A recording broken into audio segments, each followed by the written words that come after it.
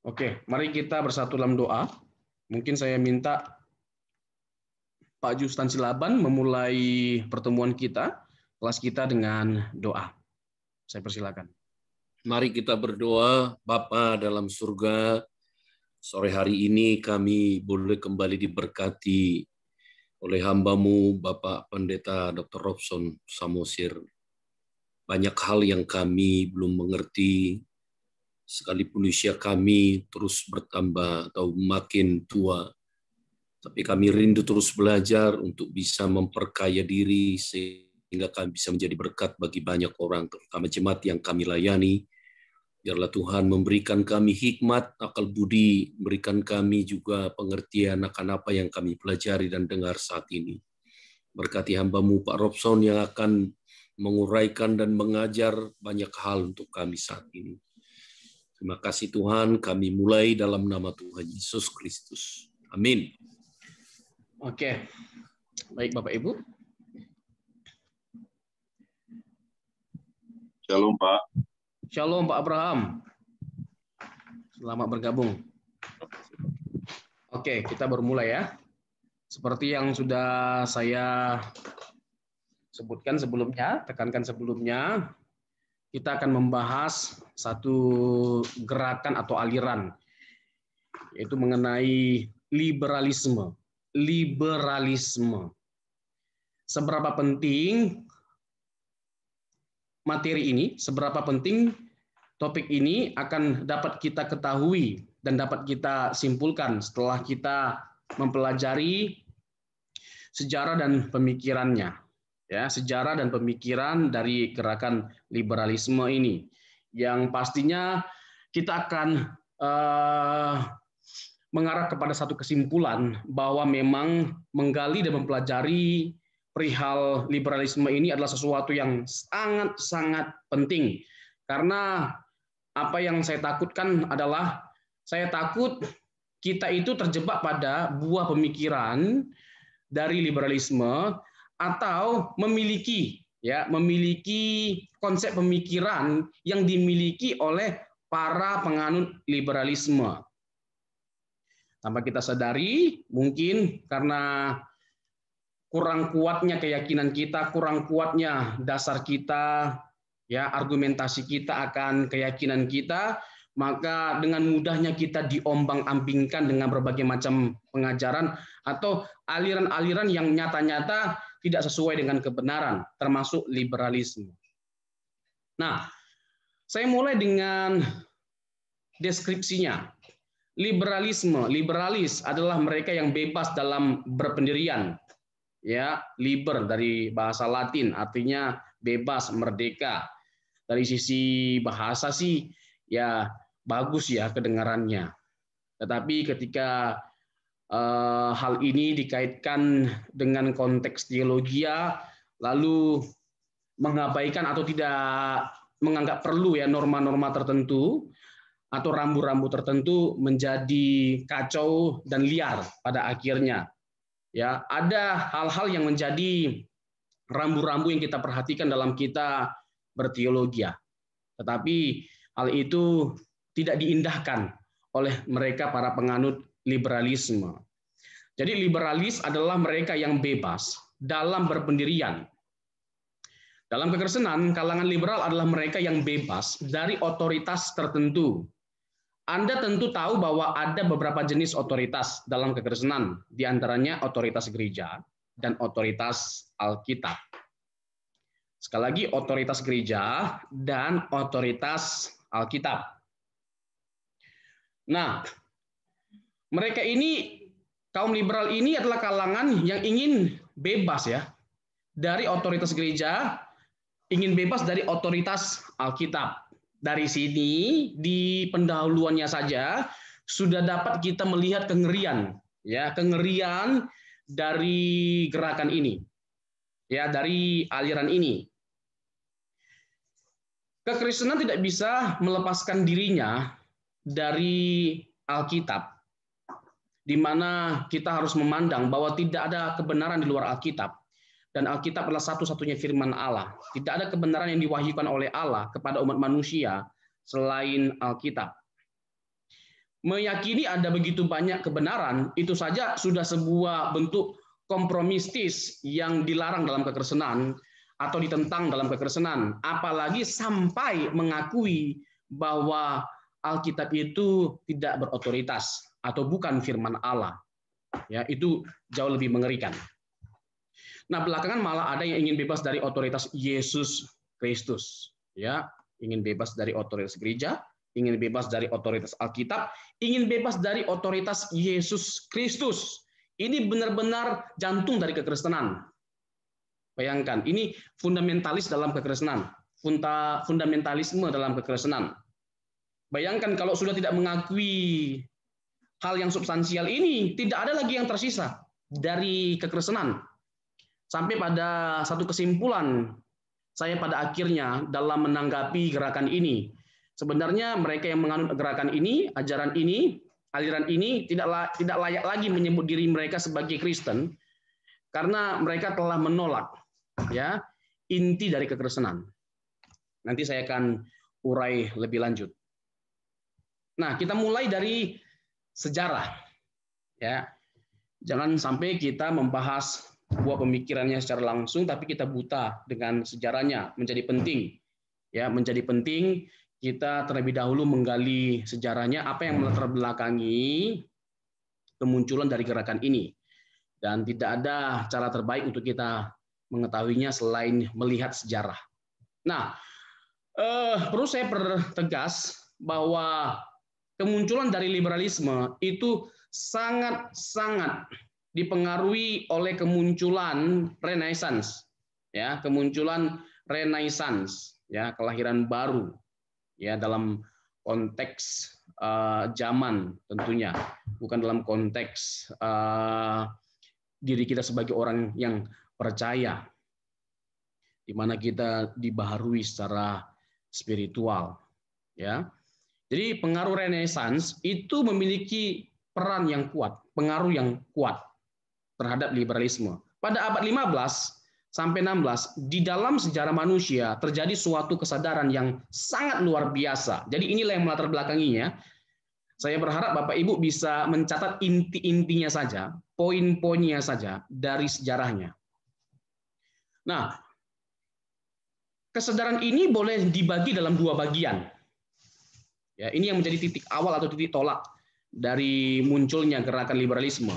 Bagian pertama, kesadaran di bidang kerohanian, iman kepercayaan. Bagian kedua, kesadaran di bidang rasio atau pengetahuan. Dan kedua hal ini dipertentangkan oleh kaum liberalisme. Ya, kedua hal yang bertentangan. Saya sudah menyinggung mengenai iman dan rasio, bukanlah kedua hal yang bertentangan dan hanya kesalahan yang bertentangan dengan kebenaran. Ya, kalau kebenaran itu adalah benar adanya, bersumber daripada Allah, tidak mungkin bertolak belakang dengan pikiran kita. Demikian juga sebaliknya. Tetapi faktanya mereka mempertentangkan kedua hal itu. Saya juga sudah menjelaskan dan menegaskan bagaimana iman kita juga bisa dipertanggungjawabkan secara rasional. Nah, kesadaran manusia di bidang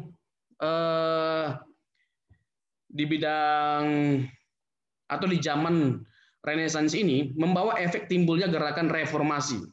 Kesadaran manusia di bidang kesadaran manusia di bidang kerohanian ya, membawa efek timbulnya gerakan reformasi di bidang spiritual. Lalu kesadaran manusia di bidang rasio membawa efek timbulnya gerakan Renaissance. Kedua gerakan ini kelihatannya mempunyai persamaan. Gerakan reformasi memulihkan azas kepercayaan sesuai dengan Alkitab. Sedangkan gerakan Renaissance memulihkan kebudayaan kuno dan kebebasan berpikir. Tetapi sebenarnya titik tolak dan tujuan kedua gerakan ini berlainan. Bapak Ibu perlu digarisbawahi, kekristenan tidak melarang setiap individu untuk memiliki kebebasan dalam berpikir. Tetapi bukan berarti tidak ada rambu-rambu yang perlu kita perhatikan. Bukan berarti tidak ada pegangan kita sama sekali. Alkitab menjadi pegangan, dan Alkitab itu harus di atas pikiran kita, Dan kita harus menaklukkan pikiran kita kepada Kristus. Menaklukkan pikiran kita kepada Kristus. Ya, Kristus berotoritas. Kristus berotoritas untuk mengevaluasi segala sesuatu yang salah dalam pikiran kita. Jadi kita harus menaklukkan pikiran kita kepada otoritas firman. Menaklukkan pikiran kita kepada Kristus. Nah, selanjutnya, gerakan reformasi berpusat pada Allah. Renaissance berpusat pada diri manusia. Ya, berpusat pada diri manusia. Berpusat pada Allah, teosentris. Ya. Kalau berpusat pada diri manusia, antroposentris. Nah, dasar gerakan reformasi adalah Alkitab. Sedangkan dasar gerakan Renaissance adalah kembali kepada kebudayaan kuno. Sebagai efek dari reformasi timbullah gerakan penginjilan sedunia, sedangkan Renaissance timbullah gerakan humanisme. Ya, lebih menekankan nilai-nilai kemanusiaan, ya, saling memperhatikan, mempedulikan, saling mengasihi satu sama lain. Hanya sekedar itu. Saya tidak mengatakan itu semua tidak baik, tetapi norma-norma baik yang dibangun oleh manusia tidak akan pernah bisa menyelamatkan. Ya, tidak akan pernah bisa menyelamatkan. Yesuslah, ya, pribadi yang bisa menolong manusia untuk keluar dari kebinasaan dengan pengorbanannya, melalui pengorbanannya. Sebagai efek dari, sekali lagi, sebagai efek dari reformasi timbullah gerakan penginjilan sedunia, sedangkan Renaissance timbullah gerakan humanisme. Reformasi menitik beratkan pada iman, sedangkan Renaissance menitik beratkan pada rasio. Nah, ini menjadi poin penting ya untuk kita mengetahui apa yang menjadi perbedaannya. Reformasi menitik beratkan pada iman, sedangkan Renaissance pada rasio. Sehingga nanti ke depannya kita tidak heran ya mengapa kaum liberal menolak historis kematian dan kebangkitan Tuhan Yesus. Ya, menolak hal-hal yang bersifat supranatural. Karena apa? Karena mereka menganggap semuanya itu tidak masuk akal. Ya, tidak masuk akal, tidak logis. Nah, iman lebih menekankan kuasa Allah, sedangkan rasio menekankan kemampuan manusia. Ketika sesuatu tidak lagi bisa dinalarkan seperti mujizat, pasti mereka tolak. Iman meninggikan Allah, sedangkan rasio meninggikan si aku manusia. Iman membiarkan Allah menduduki tempat utama, sedangkan rasio membiarkan manusia menduduki tempat utama. Rasio, ya, jadi antroposentris sekali. Manusia sebagai pusat. Seharusnya teosentris, Allah yang menjadi pusat atas alam semesta dan atas diri kita. Sedangkan kaum liberalis menempatkan manusia sebagai pusat.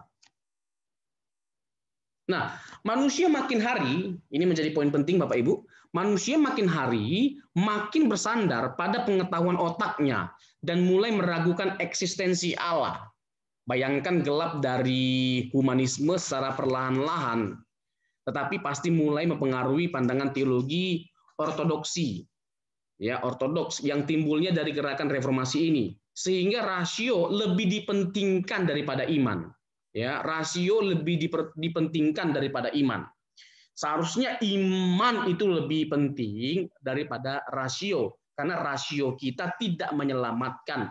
Iman kepada Kristuslah yang membuat kita menjadi selamat. Ya, iman kepada Kristuslah yang membuat kita menjadi selamat. Jadi beriman kepada Kristus membuat kita ya memiliki ketergantungan kepada pribadi yang berkuasa untuk menyelamatkan kita. Ya, bukan rasio.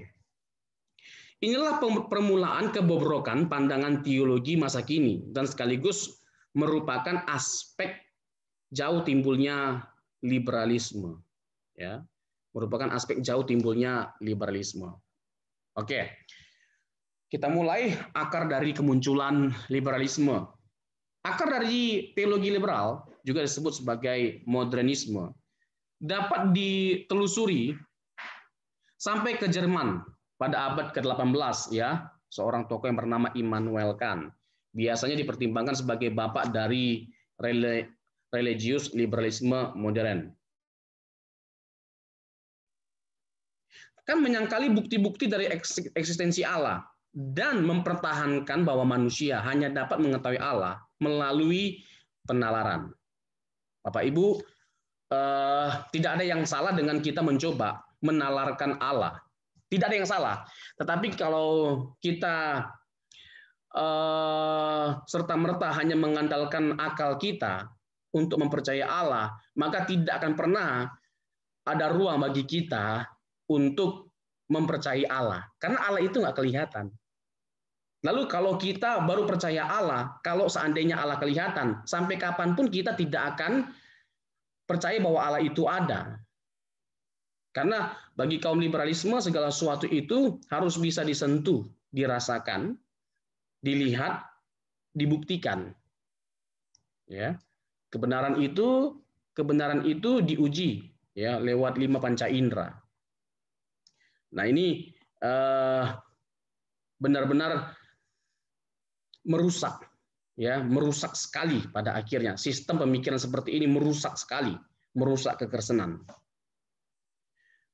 Nah, selanjutnya ada seorang tokoh yang sangat terkenal ya yang bernama Frederick Schleiermacher. Frederick Schleiermacher abad ke-18 membawa gambaran baru pada teologi melalui penekanannya pada perasaan, feeling, ya, feeling ini, perasaan ini menjadi alat uji yang menguji atau mengevaluasi sesuatu itu benar atau tidaknya. Ya, susah kalau bicara tentang perasaan, rasa-rasa. Sifatnya itu sangat relatif. Ya. Dalam agama Schleiermacher berusaha untuk membuat teologi cocok dengan pikiran modern. Ia mengajarkan bahwa agama tidak dapat diidentifikasi dengan kredo, melainkan dengan ekspresi dari perasaan, baik itu ekspresi seni, literatur, atau yang lain. Schleiermacher mendefinisikan agama sebagai perasaan dari ketergantungan yang absolut. Ya, ini salah satu tokoh liberal yang sangat dikenal, Frederick Schleiermacher. Sebaliknya, ia mengidentifikasi dosa sebagai keegoisan yang menguasai seseorang akan dunia ini. Dosa itu bukan sesuatu yang dikategorikan sebagai keegoisan. Ya, dosa itu adalah sebuah pemberontakan terhadap hukum Allah, perintah Allah atau kehendak Allah. Nah, manusia dalam konteks Adam yang saya maksud telah jatuh dan mempengaruhi seluruh umat manusia. Ya, dosa warisan, original sin. Manusia mewarisi dosa turunan, ya, original sin. Nah, George Hegel abad ke-18 membawa pemikiran liberal ke arah lain. Hegel membawa konsep evolusi ke dalam sejarah. Pada waktu ia mengajarkan bahwa sejarah adalah pertemuan dari gerakan-gerakan yang berlawanan dengan pencampuran dari keduanya. Banyak orang merasakan bahwa filsafat Hegelian sangat dipengaruhi oleh Ferdinand Baur. Ya, Ferdinand Baur ini juga memang kacau ini, ya. Dialah yang mempelopori pemikiran mengenai kritik sejarah yang mengarahkan pada kesimpulan bahwa Alkitab itu diragukan otentisitasnya. Lalu ada Julius Wellhausen dalam hal studi kritis terhadap Alkitab, maka lahirlah higher criticism, di mana pandangan tradisional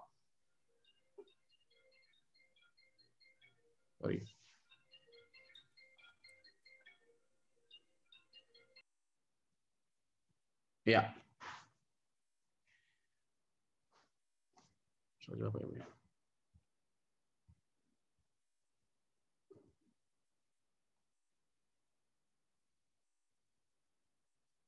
Di mana pandangan tradisional tentang penulis kitab di Alkitab dipertanyakan, diragukan. Banyak itu ya kritik yang dibangun untuk meragukan kesaksian Alkitab, benar Alkitab, kritik bentuk, kritik teks, kritik sejarah, ya, dan kritik yang lainnya. Itu kompleks sekali ya. Itu kompleks sekali. Studi higher criticism itu kompleks sekali. Nah, mungkin di modul kedua ya, terkait dengan mengapa kita yakin Alkitab itu adalah firman Allah. Firman Allah padahal sudah ribuan tahun lamanya. Lalu bagaimana kita menanggapi segala kritik, semua kritik yang dilayangkan kepada Alkitab yang mengatakan bahwa Alkitab itu adalah sastra kuno, Alkitab itu bertentangan, Alkitab itu kontradiksi satu sama lainnya, Alkitab itu sudah dipalsukan, dan masih banyak lagi. Nah, studi kritik itu sangat membantu ya lahirnya pemikiran-pemikiran seperti itu. Nah, itu karena dipengaruhi apa? Liberalisme. Makanya liberalisme ini menjadi penting sekali untuk kita bahas. Ya, minimal kita tahu pemikirannya seperti apa dan kita tercegahkan untuk jatuh pada kesalahan yang dilakukan para penganut liberalisme. Jangan sampai ada di antara kita yang memiliki karakteristik seperti orang-orang liberal. Nah, liberalisme menyatakan bahwa teologi-teologi yang ada adalah hasil dari rasionalisme dan eksperimentalisme dari para filsuf dan ilmuwan. Liberalisme menempatkan penalaran manusia dan penemuan-penemuan ilmiah pada tempat utama. Segala sesuatu yang tidak sepakat dengan penalaran dan ilmu pengetahuan harus ditolak. Ya, digarisbawahi ya Bapak Ibu, segala sesuatu yang tidak sepakat dengan penalaran dan ilmu pengetahuan harus ditolak. Jadi atas nama penalaran dan atas nama pengetahuan. Jadi ketika Alkitab itu kebenaran itu berkontradiksi dengan nalar, tidak masuk akal, itu pasti dibuang. Ya, nanti seperti tokoh yang bernama Rudolf Bultmann ya, yang memandang bahwa mujizat itu tidak bisa dinalarkan. Alkitab itu banyak diisi dengan hal-hal yang berbau mujizat dan itu mitos. Dan mitos itu harus dibuang. Lahirlah pemikirannya yang disebut dengan demitologisasi. Ya, demitologisasi. Alkitab harus dibuang dari semua hal yang berbau mitos. Nah, segala sesuatu yang tidak sepakat dengan penalaran dan ilmu pengetahuan harus ditolak. Sebagai akibatnya, liberalisme telah menolak doktrin historis dari iman Kristen karena berhubungan dengan mujizat dan supranatural. Dan mujizat serta supranatural itu tidak bisa dinalarkan atau tidak sesuai dengan ilmu pengetahuan. Inkarnasi Kristus, kebangkitan tubuh Kristus, dan semacamnya itu ditolak. Nah, modernisme merupakan hal yang secara umum sama dengan liberalisme, tetapi menekankan penemuan-penemuan dari ilmu pengetahuan dan berusaha untuk merekonsiliasi ilmu pengetahuan dan Alkitab sebagai dalam kasus Harry Emerson Fosdick. Nah, ini nggak perlu terlalu dalam lah kita gali. Nah, beberapa pandangan dari mereka saya uraikan ya secara khusus terkait dengan hal-hal yang penting dari iman Kristiani. Misalnya tentang bibliologi, ya doktrin Alkitab. Doktrin Alkitab, bagaimana mereka memandang Alkitab? Tentu menjadi poin penting untuk kita ketahui. Seperti apa mereka memahami Alkitab? Nah, bagi mereka Alkitab itu hanya buah pemikiran manusia. Ya, bagi mereka Alkitab itu hanya buah dari pemikiran manusia. Bukan berita dari Allah. Oleh karena mengandung unsur manusia, maka tidak luput dari kesalahan-kesalahan.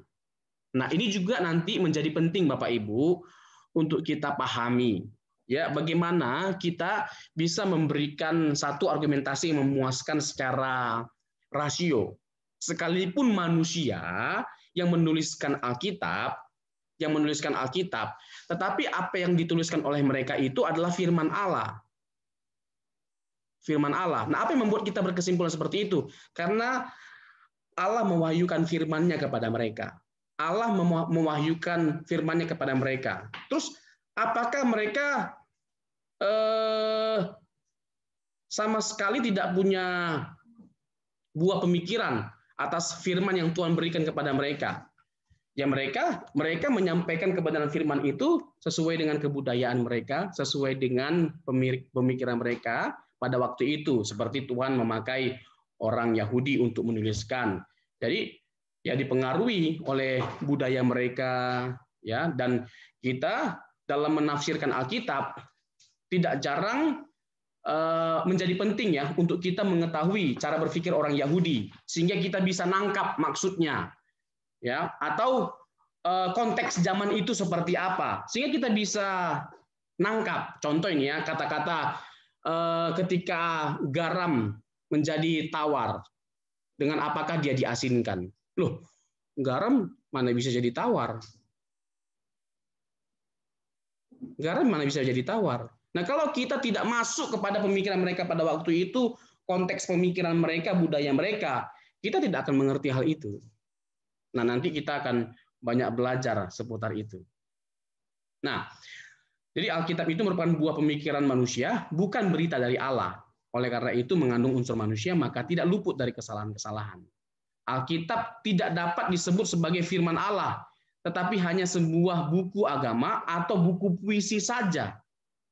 Bayangkan, hanya buku agama saja, ya buku penuntun moral atau buku puisi. Gila nggak mereka ini? Bila kita membaca atau menyelidikinya, haruslah menurut akal dan sejarah. Akhirnya akal dan sejarah yang menjadi alat untuk mengukur, ya, mengevaluasi teks itu kebenaran atau tidaknya. Sebagaimana dikemukakan oleh salah satu liberalisme yang bernama Harold de Wolf, Alkitab secara ketat boleh dikatakan tidak murni firman Allah. Tidak murni firman Allah. Meskipun dalam situasi tertentu kita dapat menyebut Alkitab firman Allah tanpa perasaan bersalah, tetapi secara teologis perkataan ini tidak dapat dipertanggungjawabkan secara teologis. Nah, apakah benar bahwa pernyataan Alkitab adalah firman Allah, berasal dari Allah, tidak dapat dipertanggungjawabkan? Tentu tidak. Sangat bisa dipertanggungjawabkan. Tapi bukan dalam konteks itu pembicaraan saya hari ini. Nanti memang betul-betul ada waktu khusus untuk kita membahas itu sampai kita itu tercerahkan, mengerti benar, dan kita dapat semakin dikuatkan iman kita bahwa sekalipun Alkitab itu adalah teks yang ribuan tahun, tidak ada sedikit pun keraguan dari kita untuk menyimpulkan bahwa Alkitab itu adalah firman Allah, Alkitab itu berkuasa, berotoritas, dan Alkitab itu bisa mengubahkan hidup kita atau membawa kita untuk mengenal Allah yang benar dengan benar. Poin selanjutnya tentang Allah atau teologi proper. Nah, liberalisme menekankan keimanenan Allah, Allah yang imanen, yang mengajarkan bahwa Allah ada di mana-mana dan dalam segala sesuatu. Hasil ekstrim dari keimanenan Allah adalah panteisme. Allah adalah segala sesuatu. Nah, ini jadi runyem, makin absurd justru. Ya, tapi nanti saya akan tegaskan ya di kesimpulan apa yang membuat mereka jadi seperti ini, ya, bukan menjadi semakin lebih baik, ya, mereka mencoba untuk menjadi lebih baik dengan seperti ini, berpikir seperti ini, tapi justru sebaliknya mereka jadi semakin tidak lebih baik. Nah, dalam doktrin liberal Allah dilihat bekerja dalam segala sesuatu. Ia bekerja dalam alam dan dalam proses evolusi. Jadi tidak perlu ada mujizat. Kaum liberal menolak untuk membedakan antara natural dan supranatural. Kaum liberal menolak untuk membedakan antara natural dan supranatural. Semuanya itu bersifat natural bagi mereka. Tidak ada hal-hal yang berbau supranatural. Tentu nanti saya akan berikan tanggapan ya untuk mengevaluasi liberalisme ini. Allah adalah pangkal dari segala sesuatu dan merupakan kekuatan kekal. Allah tidak beroknum, tetapi eksistensinya secara objektif berada di benak manusia. Absurd, Ya, sulit untuk kita memahami pemikiran mereka tentang Allah, nggak jelas. Nah, segala sesuatu yang ada di dalam dunia ini pada hakikatnya bukan ciptaan Allah, tetapi memang sudah ada dan secara perlahan-lahan mencapai kemajuan. Itu yang disebut dengan evolusi. Tentu timbul pertanyaan bagi kita, sebenarnya mereka ini percaya kepada Allah. Allah enggak sih? Ya. Itu adalah pertanyaan yang sangat logis untuk dipertanyakan kalau mereka punya keyakinan seperti ini. Kalau menurut saya terkesan mereka tidak percaya Allah sudah, bukan lagi liberalisme, tapi ateisme. Makanya saya memandang bahwa mereka ini tidak lagi berhak mengklaim diri mereka sebagai Kristen. Nah, menurut Stephen Chan, meskipun liberalisme mengakui Allah, tetapi pada dasarnya mereka adalah ateis. Saya setuju sekali dengan pandangan Stephen Chan. Karena mereka menyangkal kemahakuasaan Allah dan menyangkal adanya mujizat.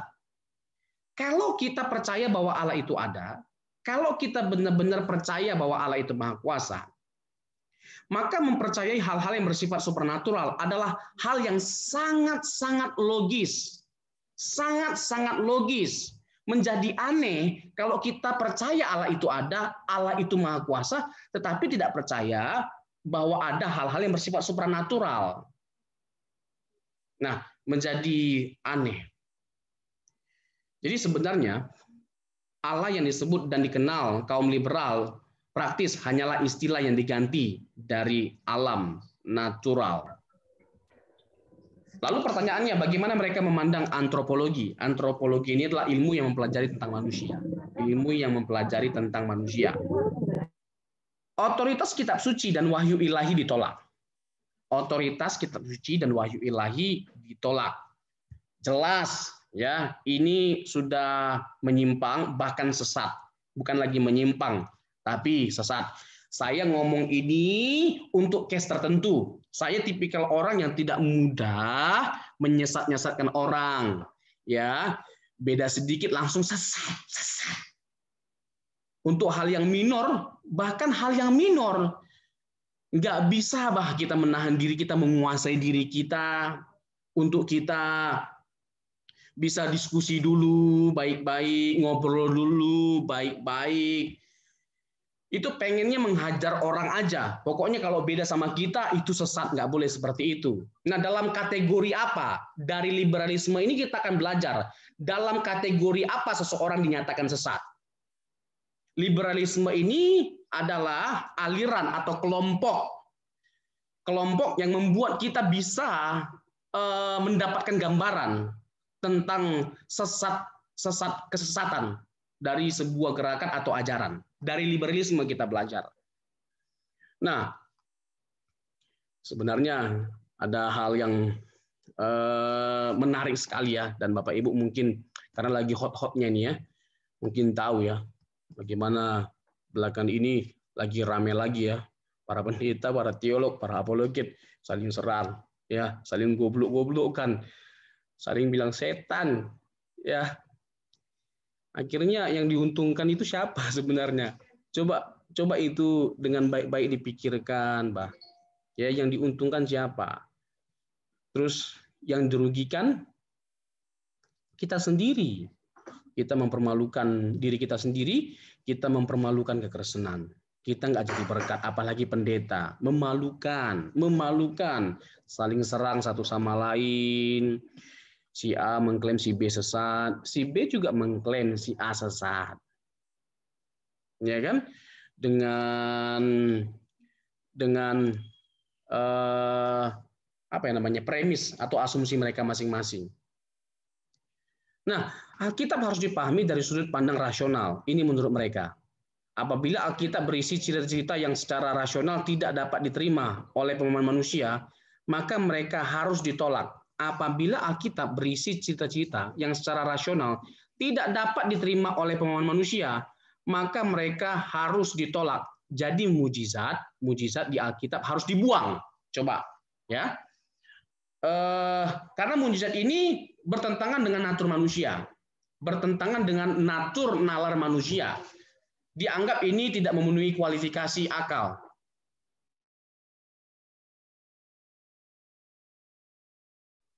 Dianggap ini tidak memenuhi kualifikasi akal, ya, dan tidak layak untuk dipertimbangkan bagi mereka, ya. Jangankan dipercayai, dipertimbangkan tidak, karena nalar manusia tidak sanggup menangkapnya.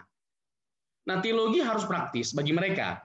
Karena itu penalaran manusia dikombinasikan dengan pengalaman agama untuk menggantikan wahyu ilahi dan otoritas Alkitab. Dengan otoritas Alkitab. Bapak Ibu secara khusus para gembala, para pendeta, ini harus baik-baik kita dengarkan, kita renungkan, kita hayati. Saya sangat setuju bahwa kita harus mengajarkan sesuatu yang praktis kepada jemaat. Tapi yang praktis itu jangan salah dikategorikan.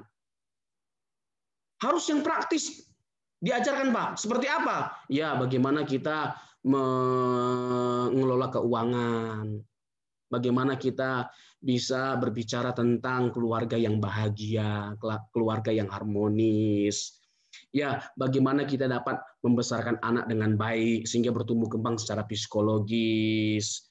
Itu semuanya baik, tapi tidak boleh hanya berhenti di situ. Kita harus membawa orang mengenal Allah, dan tidak bisa tidak, itu berkaitan dengan doktrin, itu berkaitan dengan teologi. Orang yang anti terhadap doktrin, orang yang anti terhadap teologi, tidak mungkin bisa memahami dan mengerti atau mengenal Tuhan yang benar itu dengan benar. Tidak mungkin. Sementara kedatangan Yesus di dunia adalah tujuannya supaya manusia itu bisa mengenal Allah. Supaya manusia itu bisa mengenal Allah. Tentu saya tidak memungkiri, tidak jarang, Mbak. Orang kalau belajar teologi, makin dalam dia belajar teologi, makin ribet. Ini catatan bagi Bapak Ibu yang belajar teologi, sekolah teologi. Makin jelimet, makin dalam belajar teologi, makin jelimet. Jadi satu sisi memang saya nggak heran ya kalau jemaat itu komplain. Aduh, nggak jelas. Apa ya, pendeta ini ngomong apa? Khotbah apa nih pendetanya? Nggak jelas. Sementara pendetanya makin dia nggak jelas khotbahnya, makin happy dia, makin bahagia dia, makin senang dia, makin sulit didengarkan jemaat, dipahami jemaat, makin happy dia. Salah itu. Makin dia memandang dirinya pintar. Orang pintar seharusnya begini pemikirannya. Dia dapat menyederhanakan hal yang sulit. Bukan sebaliknya, menyukarkan hal yang mudah, membuat sulit hal yang mudah. Itu bukan pintar, itu bodoh. Amin, Bapak Ibu. Yang sekolah teologi katakan amin. Amin. Amin. Yang enggak sekolah teologi amin. Katakan aman. Amin. Yang enggak sekolah teologi katakan aman. Aman. Aman. Banyak aman. Aduh. Jadi harus balance, ya Bapak Ibu, harus balance, ya. Ya kita harus menyampaikan hal-hal yang praktis, tapi bukan berarti doktrin dan teologi itu bukan bagian dari hal yang praktis. Harus disampaikan sesukar apapun itu, tetapi ya kita bergumul mempraktiskan hal yang sukar itu, membuatnya menjadi sederhana, ya, sehingga jemaat itu mengenal kekristenan itu dengan benar. Oke, Bapak Ibu, saya lanjutkan. Soteriologi, ilmu yang mempelajari tentang keselamatan.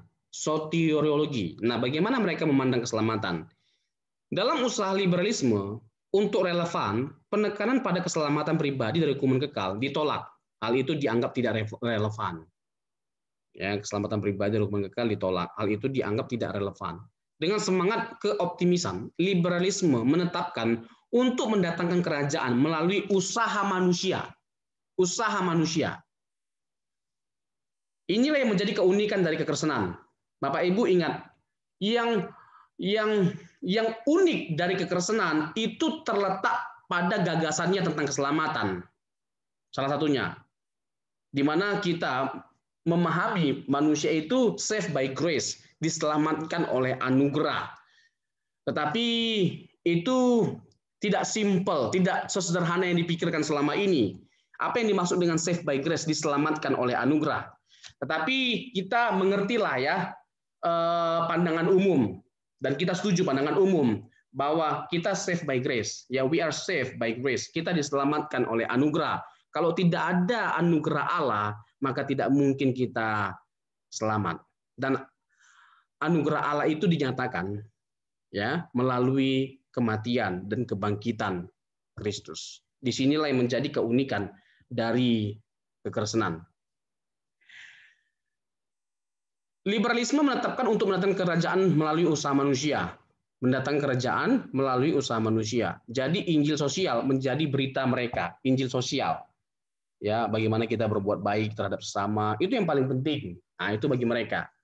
Dengan dasar itu nanti kita akan diselamatkan. Dengan dasar itu kita akan diselamatkan.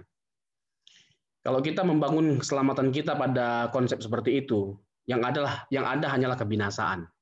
Yang ada hanyalah kebinasaan. Saya dapat mempertanggungjawabkan kata-kata saya ini. Kalau nanti ada yang mau bertanya terkait dengan hal ini, persilakan.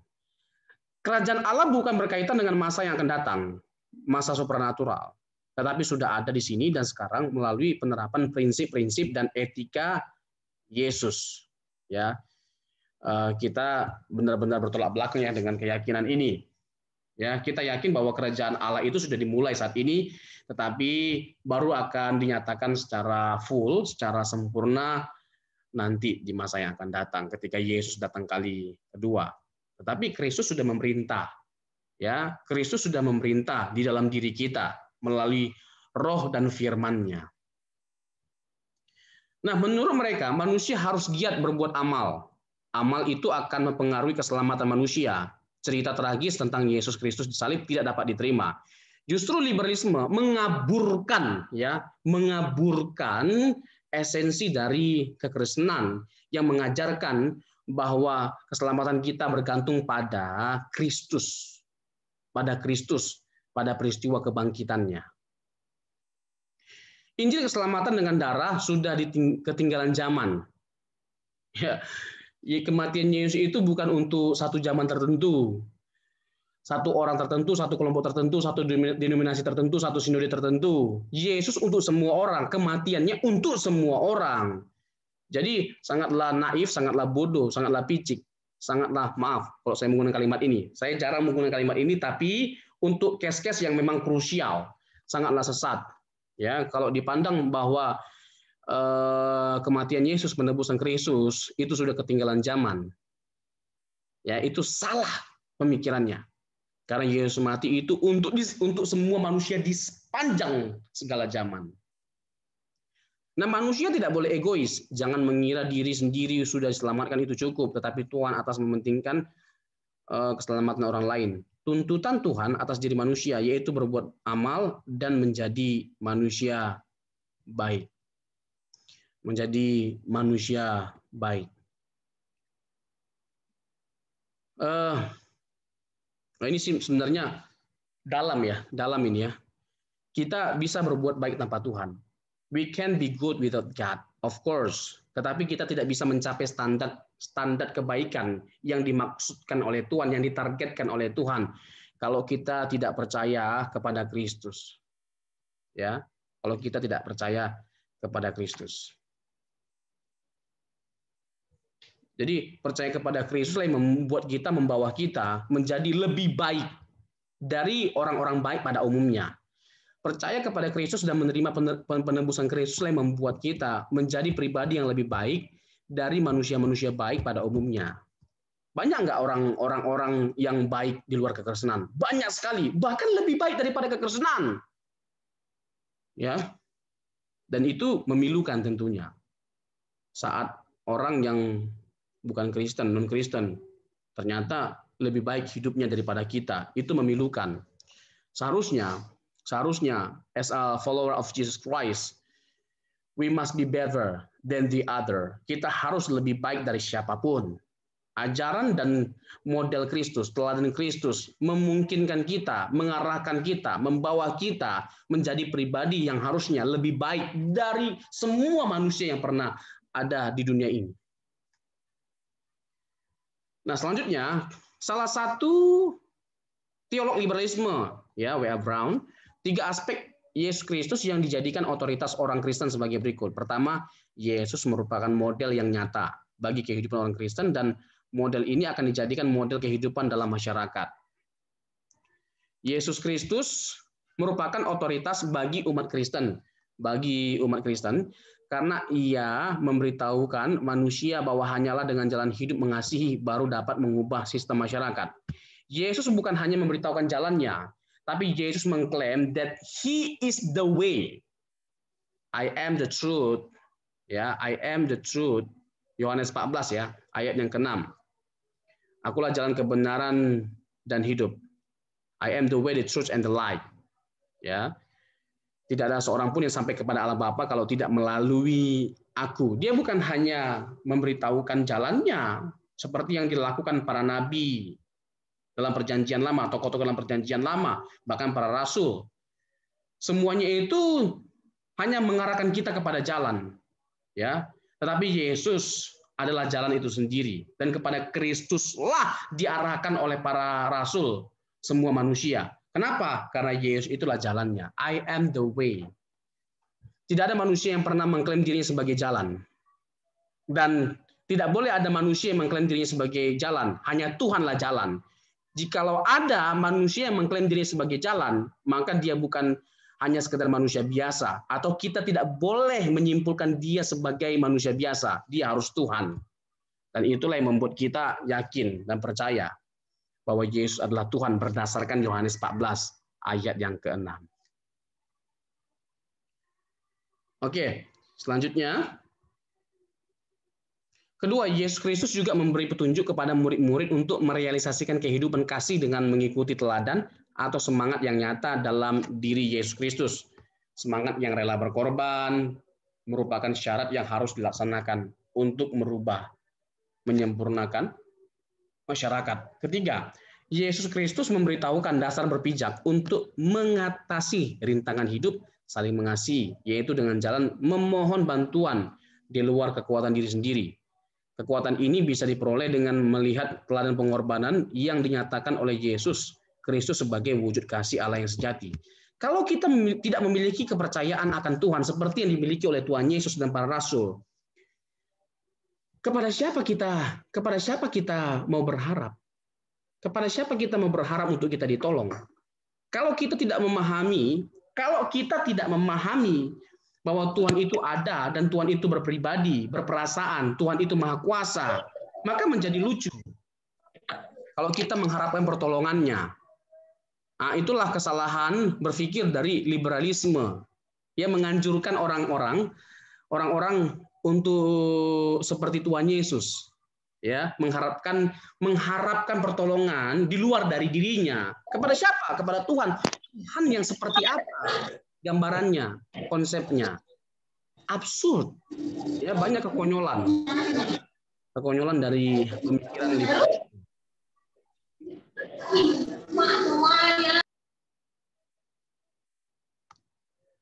Nah, secara cepat Bapak Ibu, tokoh-tokoh dari liberalisme dan pemikirannya, seperti Friedrich tadi ya, Schleiermacher, dia menegaskan bahwa perasaan dan pengalaman sebagai poin yang paling utama. Bukan iman akan Alkitab dan Kristus. Ya, Bapak dari religius liberalisme modern, itu Schleiermacher. Lalu pandangan tentang doktrin Kristen, dia menolak kejatuhan, dosa asal, kelahiran dari anak darah, ya, karena itu nggak masuk akal semua. Dan penebusan substitionari, ya, maksudnya Yesus menggantikan posisi kita. Harusnya kita yang dihukum, tetapi dia memilih untuk menanggung dosa-dosa kita dan terhukum karena dosa-dosa kita. Dosa adalah minat di dunia. Iman adalah perasaan, bukan respon terhadap apa yang dikatakan Allah. Jadi mengerikan tokoh ini, Friedrich Schleiermacher, dengan pemikirannya. Eh, Tidak ada jawaban yang lebih logis. Tidak ada jawaban yang lebih logis. Mengapa dunia ini begitu hancur? Mengapa dunia ini begitu rusak? Banyak kejahatan dan penderitaan. Selain bahwa manusia telah mengalami kejatuhan dalam dosa. Dan kejatuhan Adam itu berdampak kepada semua orang. Berdampak kepada alam semesta dan berdampak kepada semua orang.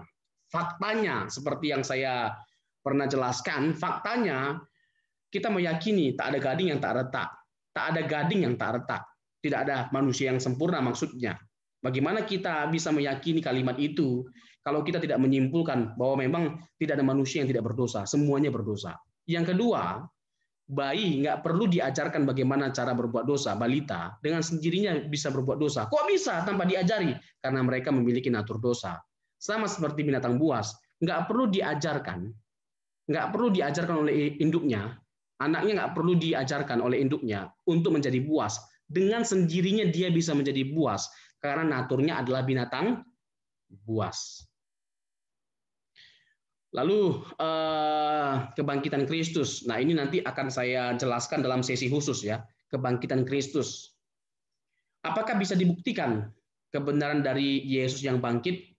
Sangatlah bisa, bukan hanya melalui iman yang berdasar pada kitab suci, tetapi juga pada fakta sejarah. Fakta sejarah. Tidak ada peristiwa yang lebih penting, tidak ada peristiwa yang lebih besar, tidak ada peristiwa yang lebih mulia selain kebangkitan Kristus. Kenapa? Karena pada peristiwa inilah kita mendasarkan iman kita. Jatuh bangunnya kekristenan itu terletak pada peristiwa kebangkitan Kristus. Ketika memang tidak terbukti Yesus bangkit, maka runtuhlah iman kita. Makanya kita harus belajar. Kita harus belajar bagaimana kita dapat memahami, mengerti kebenaran bahwa Yesus itu benar-benar bangkit dari kematian. Dan itu adalah pengharapan kita. Itu dasar pengharapan kita maksud saya. Karena Yesus bangkitlah, makanya ada pengharapan akan kehidupan di balik kematian. 1 Korintus 15 ayat 17. Kalau Yesus tidak bangkit, sia-sialah kepercayaan kita. Sia-sialah kepercayaan kita. Maka kita akan mati. Ya, terus tidak ada gunanya kita berjuang untuk hidup kudus, rugi benar. Ya, rugi benar. Ya, rugi benar kita berjuang untuk hidup kudus selama kita di dunia ini kalau ternyata toh Yesus tidak bangkit dari kematian. Karena panggilan hidup kudus itu karena apa? Panggilan hidup kudus itu karena kita tahu, kita yakini, kita percayai Yesus telah bangkit dari kematian. Bangkitnya Yesus memanggil kita, membawa kita untuk hidup dalam kesuciannya, kekudusannya yang telah gagal dicapai oleh Adam. Selanjutnya Albert Ritschl, teolog ini berasal dari Protestan Jerman. Seperti Schleiermacher, ia mengajarkan bahwa agama tidak boleh teoritis tapi juga praktis, menekankan aspek etikal dan praktikal. Pengajarannya menjadi dasar bagi Injil sosial. Itu Ritschl. Ya, kurang lebih hampir sama ya dengan Schleiermacher. Selanjutkan pada tokoh yang selanjutnya yang bernama von Harnack. Adolf von Harnack, teolog Jerman. Penekanannya mengajarkan bahwa Paulus mencemarkan pengajaran Yesus dan kekristenan, ajaran kebapakan dari Allah dan persaudaraan di antara manusia. Bapak Ibu ya, serangan terkait dengan bahwa kekristenan, ajaran kekristenan itu dirusak oleh Paulus, itu bukan baru-baru ini. Itu dipengaruhi oleh teolog liberal justru. Ya, yang menganggap bahwa Paulus itu bukan rasul, Paulus itu yang merusak kekristenan, itu bukan baru-baru ini, bukan dari agama tetangga kita, justru dari dalam. Maka yang paling mengerikan itu justru serangan dari dalam, bukan dari luar. Dengan mudahnya kita rapuh, jatuh, hancur, justru saat kita dari dalam tidak kuat atau ada serangan dari dalam, bukan dari luar. Begitu juga dengan kehidupan kita sebagai orang percaya. Kalau iman kita kuat, ya, sebesar apapun ya serangan dari luar, kita akan tetap kuat berdiri. Dan ini yang mengerikan. Ya, ini yang mengerikan. justru serangan dari dalam. Akhirnya lawan-lawan kita, orang di luar kekristenan, memakai argumentasi ini untuk menyerang kekristenan dengan meragukan kerasulan Rasul Paulus, ya. Terus meragukan surat-surat yang dia tuliskan dan menganggap apa yang kita yakini hari ini itu semua hasil atau produk Rasul Paulus. Nah, benarkah demikian? Tentu tidak benar. Tapi tidak mungkin dijawab hanya sesederhana ini. Enggak sederhana jawabannya, itu luas. Bahkan itu butuh topik khusus. Apakah benar Paulus itu bukan rasul? Ya, apakah benar dia merusak ajaran kekristenan? Ya, mengenai Tritunggal. Apakah tanpa surat Rasul Paulus kita tidak dapat membuktikan kebenaran akan doktrin Tritunggal? Dan Pauluslah yang mengajarkan doktrin Tritunggal. Itu butuh topik khusus untuk menjawabnya. Ya, nah kurang lebih hampir sama ya spirit yang dimiliki oleh von Harnack dengan pendahulu-pendahulunya seperti tadi ya Ritschl, terus Schleiermacher. Lalu ada Baur, Baur ini juga sama, ya, meragukan otentisitas dari Alkitab dengan membuat kritik teks seperti kritik historis, ya. Lalu meragukan inkarnasi Kristus, kebangkitan tubuh Kristus, dan ajaran kekristenan adalah konflik antara kelompok Yahudi, Petrus, dan non-Yahudi, Paulus. Mereka berpandangan bahwa Petrus itu ajarannya bertolak belakang dengan Paulus, bertolak belakang dengan Rasul Paulus. Padahal tidak. Ya, mereka tidak bertolak belakang, tidak bertentangan, dan mereka tidak berantem. Ya. Oke, lalu ada Basnel, ya, seorang Amerika. Dia juga seorang liberal. Penekanannya anak-anak dilahirkan baik dan dapat diajar untuk bertumbuh ke dalam kekristenan. Pandangannya terkait dengan doktrin Kristen melawan pertobatan seketika. Sangkali penebusan substitusionari Kristus, ya, korban pengganti, dia menggantikan diri kita, dia yang terhukum, lalu menolak kematian Kristus dan kematian Kristus untuk menyelamatkan kita. Jadi kematiannya itu hanya sebuah teladan. Sampai dia mati dia tetap taat. Sampai dia mati dia tetap setia sama Tuhan. Dia tidak menyangkali ya kesetiaannya kepada Tuhan. Hanya dalam pengertian itu, ya. Kalau seperti itu sih nggak menjawab persoalan utama manusia yaitu dosa dan maut. Itu nggak menjawab. Kalau Yesus hanya sekedar mati karena dia adalah seorang yang setia, seorang yang baik, itu tidak akan menuntaskan persoalan utama manusia, yaitu dosa dan maut. Justru dia datang untuk menyelamatkan kita, mengalahkan kuasa maut, mengalahkan kuasa dosa dengan ketaatan sampai kepada kematian. Ketaatan sampai kepada kematian. Filipi pasal 2. Lalu ada Walter, tokoh selanjutnya, yang menekankan Injil sosial. Kurang lebih sama ya. Spirit mereka, nafas mereka meragukan Alkitab sebagai firman Allah, meragukan konsep Allah dalam pemikiran kekristenan ortodoksi, lalu mengajarkan kasih atau perbuatan baik untuk selamat. Nah, Bapak Ibu juga bisa melihat di sini ya, kurang lebih sama pemikiran doktrin mereka. Nah, terakhir, sebelum kita masuk ke tanya jawab, bahaya liberalisme. Saya buat kalimat seperti ini. Seharusnya para penganut liberalisme tidak layak disebut sebagai Kristen. Mereka tidak layak. Saat seseorang menyangkali hal-hal yang bersifat fundamental dari kekristenan, dia tidak boleh lagi dikategorikan sebagai Kristen atau pengikut Yesus. Seperti apa itu? Alkitab firman Allah. Ya, ketika meragukan kesaksian Alkitab sebagai firman Allah, maka seharusnya orang itu tidak lagi boleh disebut sebagai Kristen. Seharusnya para penganut liberalisme tidak layak disebut sebagai Kristen atau menyebut dirinya sebagai orang Kristen karena tidak lagi meyakini apa yang menjadi inti dari ajaran kekristenan. Saya ambil contoh, kebangkitan. Menolak kebangkitan itu sama saja dengan menghancurkan seluruh eksistensi kekristenan. Karena seluruh eksistensi kekristenan itu dibangun atas dasar atau atas peristiwa kebangkitan Kristus. Tidak ada yang tersisa dari kekristenan. There is none. Tidak ada yang tersisa dari kekristenan ketika kebangkitan Kristus itu ditolak disangkali. Tetapi tidak ada peristiwa kuno yang lebih kuat buktinya, ya, lebih kuat saksinya selain kebangkitan. Sehingga layak kita mempercayai peristiwa kebangkitan Yesus, bahwa dia benar-benar bangkit dari kematian. Itu salah satu contohnya.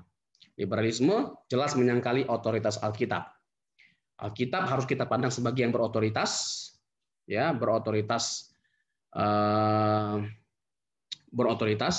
valid, dan tanpa salah, ineransi, ya. Lalu liberalisme menyangkali ketuhanan Yesus dan Allah yang Tritunggal. Yesus itu hanya manusia yang bermoral agung, ya, bermoral agung. Lalu ada salah satu dari pandangan mereka yang menganggap bahwa Yesus itu hanya dipilih, ya, dipilih untuk tidak mewarisi dosa warisan dan menjadi seorang teladan yang sempurna dalam hal etika, dalam hal moral. Itu liberalisme. Jadi tidak ragu-ragu saya mengklaim liberalisme adalah sebuah ajaran yang sesat. Ajaran yang sesat. Ya, saya tidak mudah dan tidak boleh memang dengan sembarangan kita mengatakan mencap seseorang sesat. Tetapi tidak boleh juga kita tidak bertindak tegas terhadap seseorang yang telah keluar dari patron, ya, dari inti kekristenan. Harus kita lawan supaya tidak menggerogoti kekristenan, tidak dalam tanda petik, ya, tidak mengotori, ya, orang-orang percaya, apalagi orang-orang percaya yang polos, yang mudah terpengaruh. Karena nggak sedikit ke orang Kristen meninggalkan imannya karena nggak kuat imannya, karena nggak kuat dasar imannya, keyakinannya. Nggak sedikit loh. Nah, inilah yang membuat apologetika menjadi penting, supaya Bapak Ibu hadir menguatkan, ya, dasar-dasar keimanan mereka dengan penjelasan yang kredibel, penjelasan yang baik, dan mereka pada akhirnya bisa memahami apa yang mereka imani. Liberalisme bergantung pada perbuatan untuk bisa selamat, dan tentu hal ini bertolak belakang dengan iman kekristenan yang hakiki. Jadi kita menolak segala ajaran yang tidak berpusat pada sola gratia, ya. Sola gratia hanya oleh anugerah. Efesus 2 ayat 8 dan 9. Oleh karena itu, ya, oleh karena kasih karunia kita diselamatkan oleh iman, melalui iman. Jelas bukan karena perbuatan kita, sehingga tidak ada seorang pun yang memegahkan dirinya, seperti yang ditunjukkan oleh orang-orang Yahudi yang menganggap tidak cukup hanya percaya Yesus untuk selamat, harus melestarikan tradisi Yahudi, harus disunat, harus melakukan hukum Taurat. Itu semua ditentang oleh Rasul Paulus, dan itu bisa merusak kekristenan. Sehingga kita juga menentang semua ajaran yang menentang sola gratia atau selamat karena anugerah. Tuhan Yesus memberkati. Saya persilakan kepada Bapak Ibu untuk masuk kepada sesi tanya jawab. Kalau ada yang mau bertanya, saya persilakan. Silakan Romi untuk memimpin sesi tanya jawab. Silakan Bapak Ibu yang mau bertanya secara langsung atau melalui chat. Terima kasih Pak Robson atas materi yang telah diberikan kepada kami. Sangat memberkati sekali dan sangat membuka cakrawala berpikir di dalam memahami setiap ajaran ataupun pemikiran dari sejarah masa lampau, sehingga kita memiliki pijakan menuju masa depan. Nah, buat ya Bapak Ibu yang ingin bertanya, boleh bertanya secara langsung. Jika sekiranya terlalu panjang untuk mengetik atau malas untuk mengetik begitu ya, boleh open mic dan bertanya secara langsung. Tetapi apabila ada yang malu-malu begitu ya, yang tidak enak atau dan lain sebagainya, boleh mengetik di kolom chat. Kita menunggu pertanyaan dari Bapak Ibu. Terima kasih. Salam Pak Pendeta Robson. Ya, silakan. Ini dengan siapa ya? Boleh lihat wajahnya.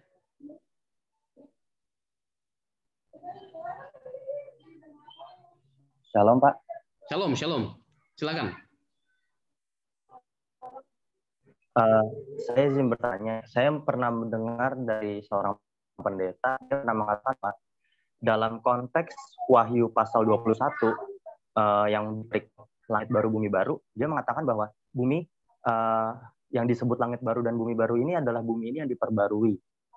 Jadi bukan langit baru atau bumi baru yang disediakan oleh Tuhan, tapi langit atau bumi yang sekarang diperbarui, yang Tuhan sediakan dalam pembaruan. Nah, saya sebenarnya agak bingung dan saya ngerasa itu hal minor sih, bukan hal yang major. Nah, yang mau tanya, apakah itu ada kaitannya dengan campur aduk teologi liberal ya? Terima kasih, Pak. Thank you, Dirk ya. Ini Dirk ini juga adalah seorang yang memang haus ya, kan kebenaran, belajar. Saya lihat aktif sekali ya. Dia menulis atau berbicara tentang doktrin atau teologi. Nah, begini, Dirk, sebenarnya itu bagian dari doktrin eskatologi. Eskatologi itu adalah doktrin yang menekankan tentang akhir zaman. Ya, berbicara tentang akhir zaman.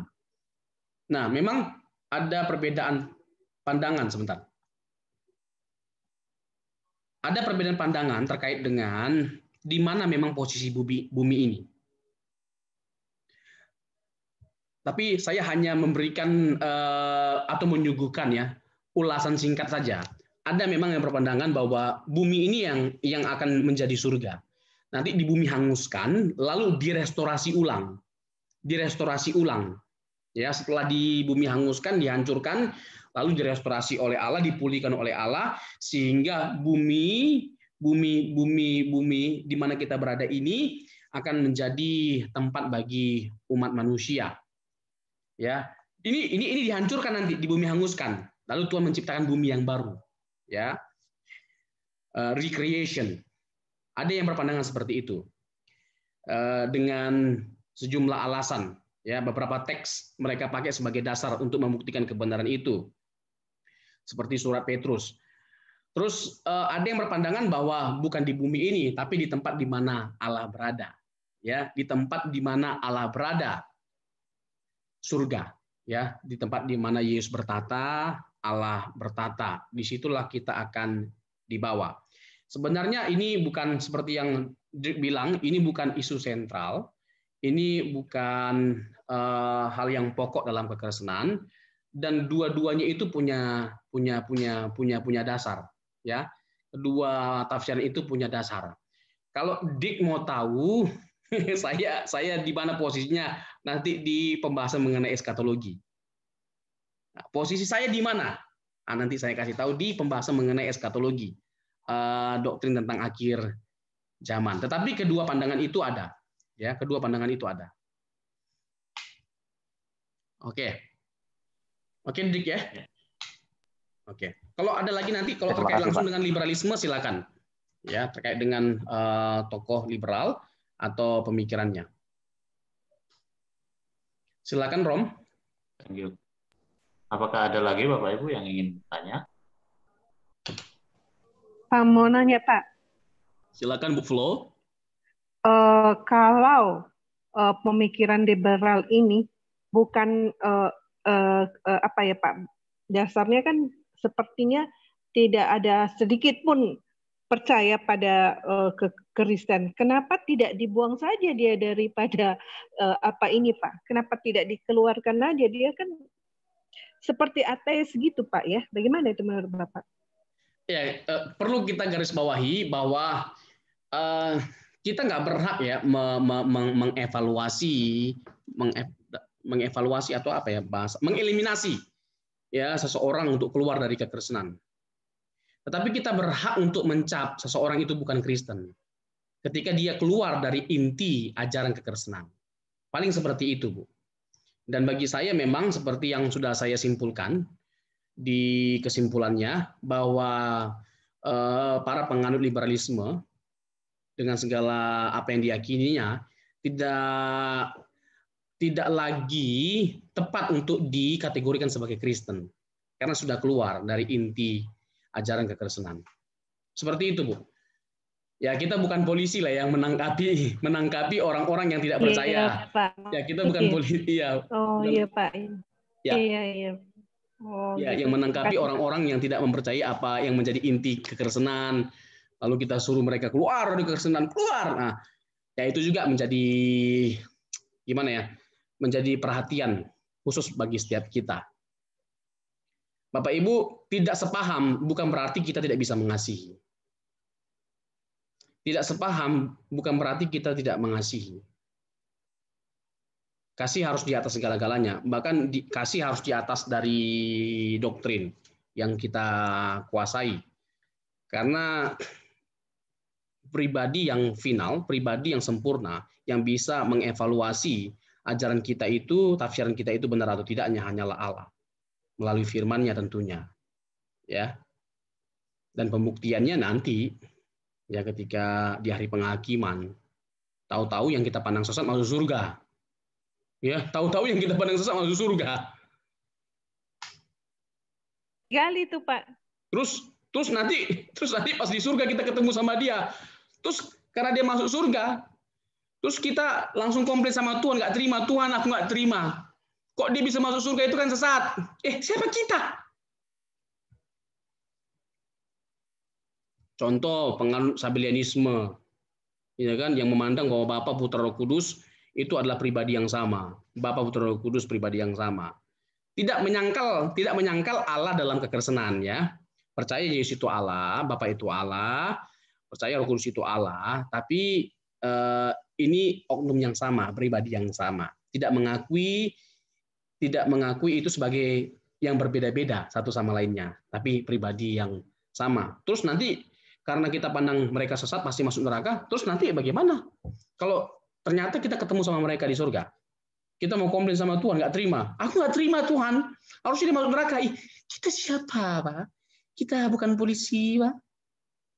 Nggak berhak, Pak, kita menghakimi, nggak berhak, Pak, kita untuk menerakakan seseorang atau tidaknya. Itu jangan mengambil bagian yang bukan bagian kita. Jangan mengambil hak yang bukan hak kita. Haknya Tuhan jangan diambil kecuali kita mau jadi Tuhan. Gitu, Pak. As simple as that. Itu bibir Batak kalau bahasa Inggris begitu. As simple as that. Sesederhana itu.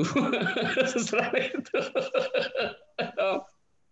Is there a question?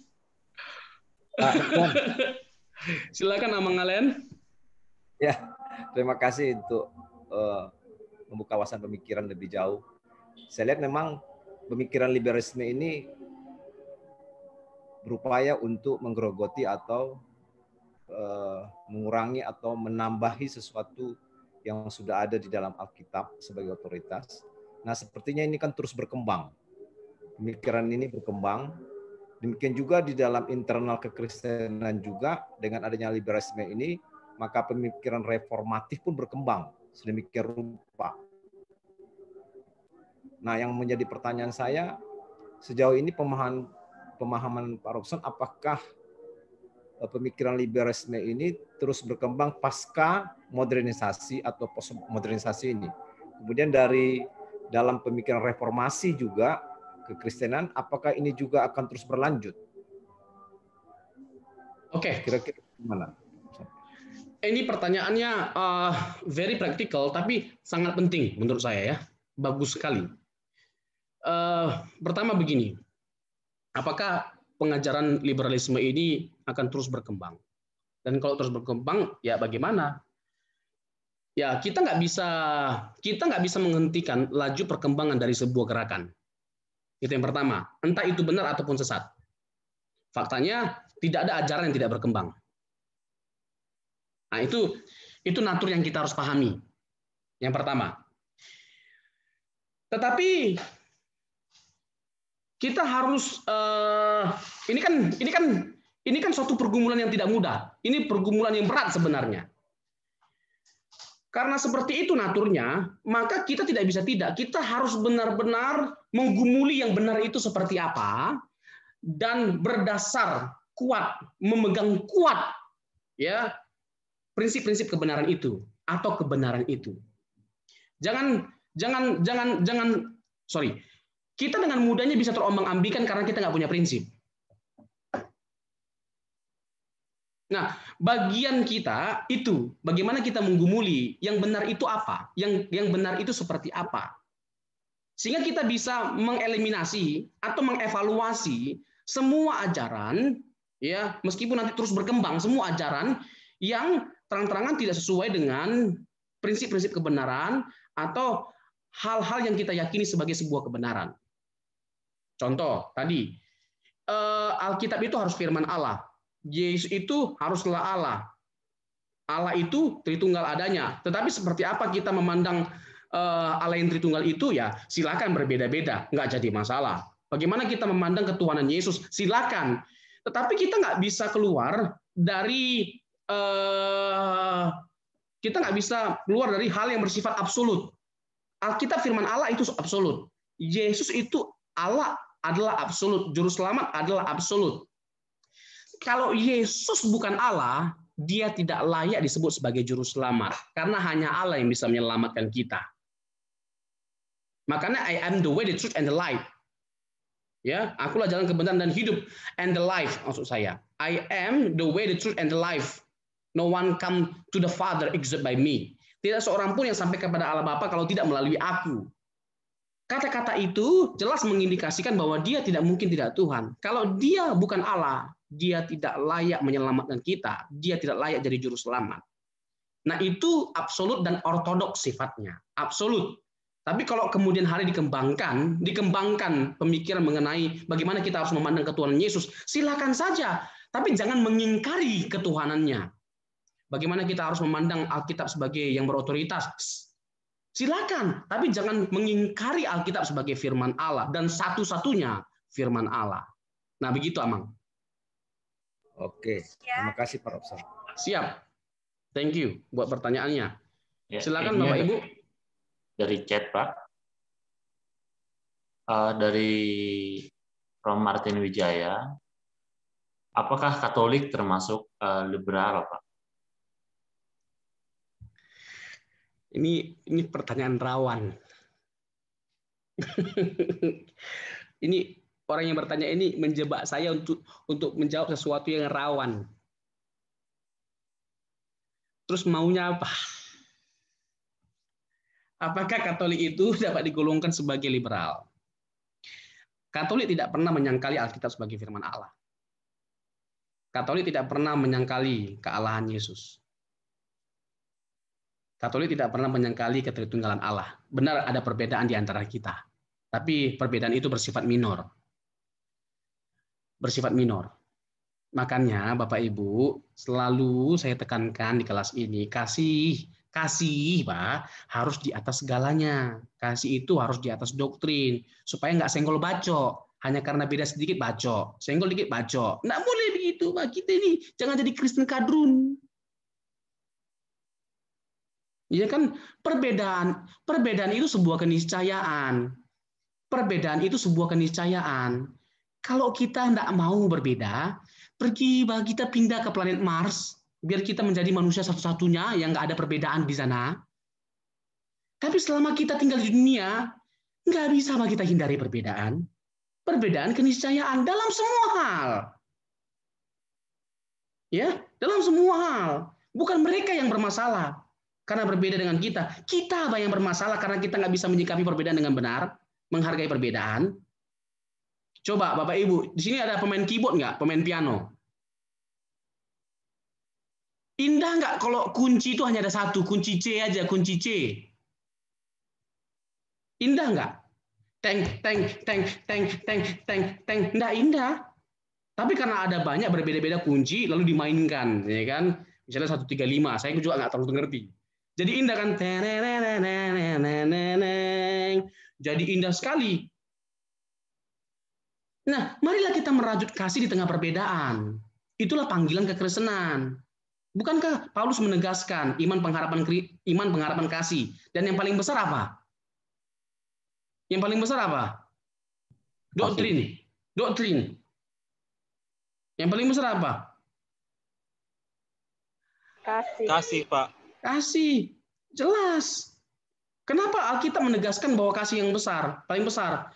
Karena kalaupun kita ketemu sama orang yang berbeda iman dengan kita, berbeda tafsiran pengajaran dengan kita tetap bisa saling merangkul, Pak. Itu Pak tujuannya. Amin, Bapak Ibu.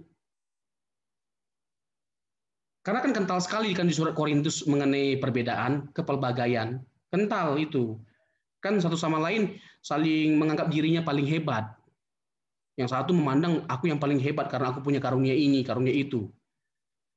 Makanya Paulus ngomong 1 Korintus 13 tentang kasih. Kasih. Kenapa? Karena mereka kurang dalam hal kasih. Mereka kaya dalam kerohanian, karunia-karunia rohani. Jemaat yang paling kaya itu jemaat Korintus dengan karunia-karunia rohani ya. Jemaat yang paling kaya dengan karunia rohani itu jemaat Korintus. Tapi jemaat yang paling miskin dengan karakter itu jemaat Korintus. Karena minim kasih. Makanya semuanya itu harus dibungkus dengan kasih. Hebat kita dalam pelayanan, hebat kita dalam berteologi, hebat kita dalam berapologetika. Supaya nggak sombong bagaimana? Hidup dalam kasih. Amin Bapak Ibu. Jadi dalam hal ini, Katolik itu saudara kita. Amin. Ya, udah, jangan pertanyaan-pertanyaan yang menjerumuskan saya. Pertanyaan yang lain. Jangan ajukan pertanyaan yang membawa saya kepada kepada kesuraman. Silakan. Yang lain. Masih ada waktu lumayan lah. Pak Pendeta, satu saya mau tanya. Silakan Ibu Klena, ini kakak saya ini. Kakak saya Nabaga ini, silakan. Sebenarnya bukan lebih marah, bukan bertanya, tapi minta tanggapan. Bicara tentang liberalisme, bicara tentang orang-orang yang boleh dibilang memakai rasionalnya di atas ya dibandingkan dengan keimanan mereka. Jadi kalau misalnya mereka mencari kebenaran itu pasti dengan logika. Saya pernah ada di situ, Pastor Robson. Jadi saya pernah membuat satu keputusan itu karena logika, gitu ya. Logikanya disampaikan bahwa ini masuk logikanya untuk mengetahui bahwa Yesus itu adalah juru selamat dan mengerti kenapa dia harus mati. Karena dari bangsa Yahudi, dari manapun juga ada beberapa ajaran mengatakan bahwa Yesus itu malah belum datang atau tidak mati. Ada dua begitu. Tapi kita di dalam kekristenan itu mengatakan bahwa Yesus mati justru esensi dari kekristenan itu adalah kematiannya, Paskah. Jadi mungkin kalau disampaikan kepada kaum liberalisme bahwa mereka berpikir, bertindak dengan rasional mereka, dengan alam pikir mereka, sebenarnya Alkitab juga bisa dipadankan secara nalar. Meskipun kita percaya bahwa isi itu adalah firman Allah, tapi bagaimana saya bisa membuktikan itu bahwa saya mengikut Kristus itu adalah dari nalar yang ditemukan melalui firman Allah. Di firman Allah sebenarnya masuk dalam kenalaran kita. Tapi kembali lagi harus terbuka, membacanya harus terbuka, tidak boleh defense, tidak boleh membuat satu gap duluan gitu. Harus terbuka, maka firman itu akan bisa dipakai di secara nalar. Gimana Pak Robson, boleh dibantu? Alkitab itu termasuk buku yang memuaskan nalar kita, logika kita. Ketika dia menceritakan sesuatu yang supranatural seperti Yesus bangkit dari kematian, dia memberikan alasan-alasan yang logis untuk kita bisa mempercayainya. Pertama, fakta dari kebangkitannya, kubur kosong, ya kan? Lalu penampakan terhadap sejumlah saksi. Lalu 1 Korintus 15 kepada 500 pasang mata. 2-3 orang suatu perkara dianggap sah. Bukan hanya 2-3 orang, 500, Pak. Nggak ada keraguan sedikit pun bagi kita untuk menyimpulkan bahwa Yesus benar-benar bangkit karena terlalu banyak saksinya. Jadi Alkitab pun sangat rasional sekali, ya, sangat mengedepankan rasio, ya, dalam menjelaskan sesuatu secara khusus hal-hal yang bersifat supranatural. Itu yang pertama. Yang kedua, selalu saya tekankan bahwa kekristenan tidak anti logika. Coba. Ya kita membutuhkan logika saat kita diperhadapkan dengan pertanyaan, kok bisa ya manusia jadi Tuhan? Kok manusia disembah sebagai Tuhan? Kita butuh logika untuk menjawab pertanyaan-pertanyaan itu. Percaya kepada Kristus yang adalah Tuhan, menyelamatkan umat manusia, butuh iman. Tapi ketika dipersoalkan bahwa kok bisa manusia jadi Tuhan, itu butuh logika untuk menjawab itu. Kok Allah mati? Kok Allah mati? Kan Allah nggak bisa mati. Kalau Allah nggak bisa mati, berarti Yesus bukan Allah karena Yesus mati. Butuh logika, Pak, untuk menjawab pertanyaan itu. Tetapi harus disadari bahwa pikiran kita itu terbatas. Pikiran kita terbatas dan kita tidak mungkin bisa memahami sesuatu itu secara sempurna. Contoh. Mungkin saya pernah singgung ini ya dalam pertemuan yang keberapa saya kurang tahu, tapi begini. Bisa nggak kita membuktikan Allah itu ada lewat logika kita? Bisa. Bisa nggak kita menjelaskan tentang konsep Allah Tritunggal dengan logika? Bisa. Tetapi pertanyaannya, bisa nggak kita menjelaskan Allah Tritunggal itu dengan sempurna? Dengan akal kita? Tidak bisa. Dengan sempurna tidak bisa. Karena apa? Karena pikiran kita terbatas. Bagaimana mungkin pikiran kita yang terbatas bisa menjelaskan pribadi yang tidak terbatas? Yang ada, pribadi yang tidak terbatas itu yang bisa menjelaskan kita yang terbatas ini dengan sempurna. Bukan sebaliknya. Jangankan pribadi Allah secara utuh kita jelaskan secara sempurna. Hanya salah satu dari sifat Allah saja kita nggak bisa jelaskan secara sempurna. Salah satu loh. Salah satu, apalagi seluruh kepribadiannya dengan segala sifatnya. Contoh maha besar. Bisa nggak kita menggambarkan kemahabesaran Tuhan dengan sempurna dengan pikiran kita yang terbatas? Nggak mungkin bisa. Nggak mungkin bisa. Kalau kita bisa, berarti dia nggak maha besar. Atau kemungkinan yang kedua, kita perlu jadi Tuhan untuk bisa menjelaskan Allah itu dengan sempurna. Kita perlu jadi Tuhan untuk bisa menjelaskan Allah itu dengan sempurna. Jadi harus diakui bahwa pikiran kita pun terbatas untuk memahami kebenaran secara utuh. Tuhan itu secara utuh. Makanya dibutuhkan iman. Di saat pikiran kita tidak mampu menangkap sesuatu yang adikodrati, dibutuhkan lompatan. Lompatan itu apa? Iman. Lompatan iman. Begitu ya, Kak Glena? Pertanyaan bagus sekali. Thank you so much for this question. Maybe ada di antara kita yang mau bertanya satu kali lagi, pertanyaan terakhir.